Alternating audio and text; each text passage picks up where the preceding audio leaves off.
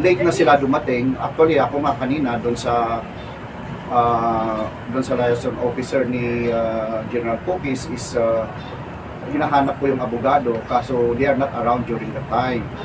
At kami is andyan na yung aeroplano, dumating na yung si General Pukis, we have to go up para i-serve yung warrant. Then binasahan naman namin ng Miranda rights niya. Okay, we informed him of his case.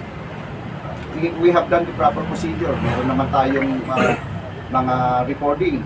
Okay, we have recording to prove na to show proof na ginawa namin yung tama. Now, doon sa mga abogado nila, bukod sa late sila dumating, is wala silang security clearance to go up. Patawag na.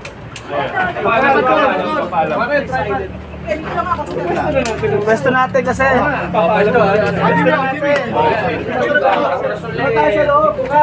Pwesto natin.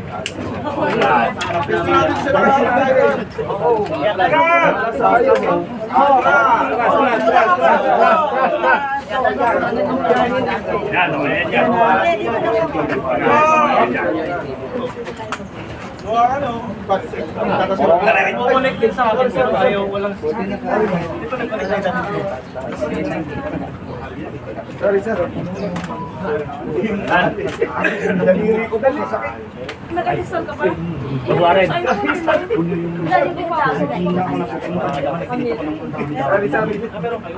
Ano ba? Bakal. Walang ano? Bakal. Oh, yun. Sabi.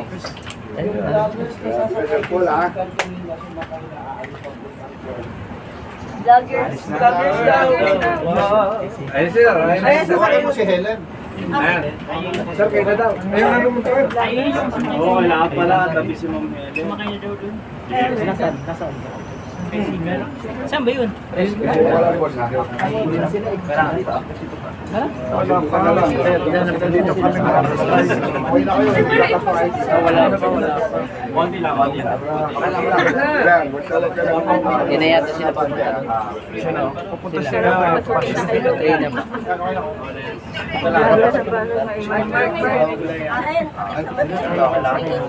Sabi naman sa lang namin sa Dan. Para hindi makaano. Basta dito sa welcome. Ito lang. Lumapit ka lang, boss. Para Helen mo. Wala harang dito. Oh, wala sasapaw sa ano ha. Wala sasapaw sa camera namin ha. Ingay? Eh siya pa wala. Oo, nandito yan. Ang mga nauuga eh. Isa sabo. Nakatuktok pa. Skirting lang sa parang kaya ako lang. Hindi ako makikita sa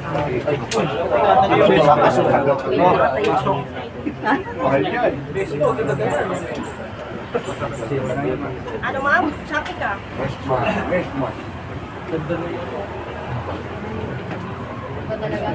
Ma'am, shopping ka? Hindi kita marinig. Andiyan ka ba? Andiyan ka ba? Andiyan ka ba? Mapunta ka dito. Nandito kami lahat. Punta ka na dito, hintayin ka namin. Dali na ma'am. Langalisa. Hindi mo yung jacket kung napulot ka lang. Kakalaglag ko rin dito. Kasama yung box. Punta ka na to. Para yung gusto natin. Para kilala ko to. Dati pinagliglig ko itong pantalon. Late siya. Lumapag na yung aeroplano.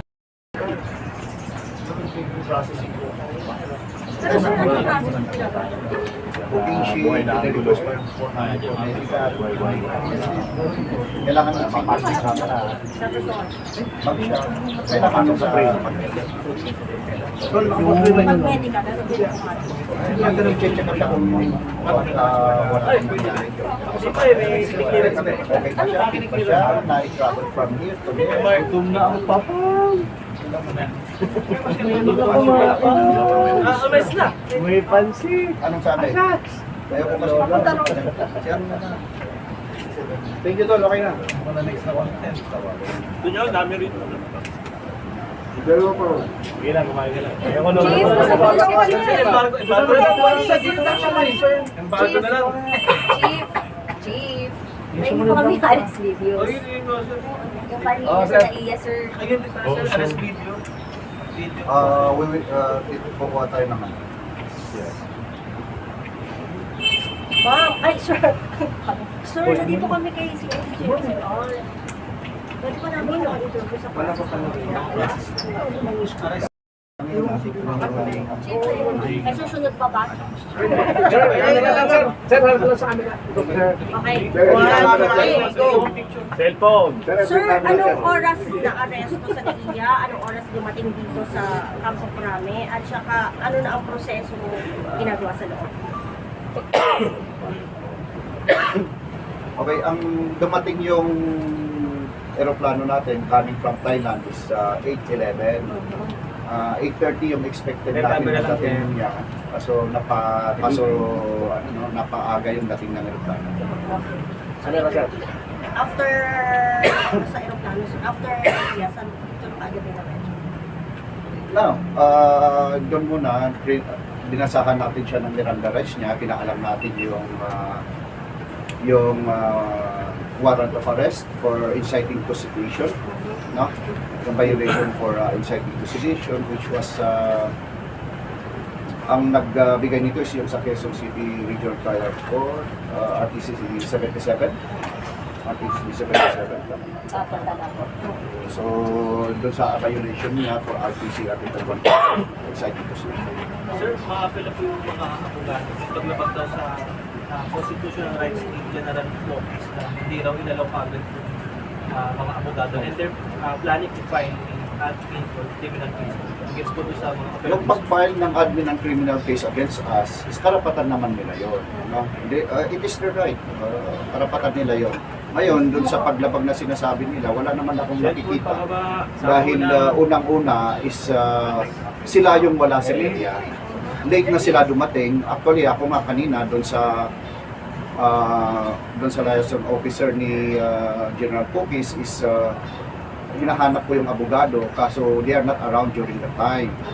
At kami is andyan na yung aeroplano, dumating na yung si General Pukis, we have to go up para i-serve yung warrant. Then binasahan naman namin ng Miranda rights niya. Okay, we informed him of his case. We have done the proper procedure. Meron naman tayong mga recording. Okay? We have recording to prove na to show proof na ginawa namin yung tama. Now, doon sa mga abogado nila, bukod sa late sila dumating, is wala silang security clearance to go up doon sa Baka nandun lang sila sa labas. wala eh. Wala kasi I was there 6 o'clock in the 6 a.m. in the morning. Wala, andun yung kasama nyo. I was there. Mas maaga pa ako sa kanya. Okay.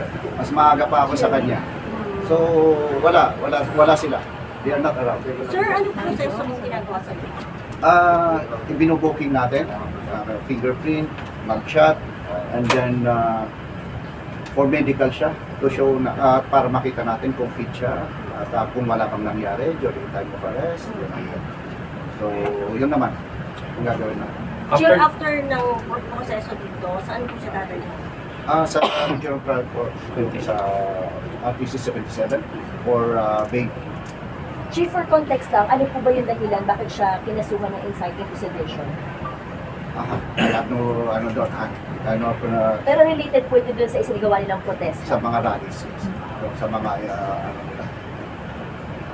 Demonstrations, so I don't know. I hindi ko nano yung background ng case. I was the one who filed the case.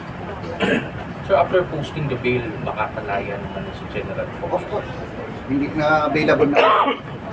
Kaya nga we are processing it. Andyan naman yung mga abogado nila. At least dumating na.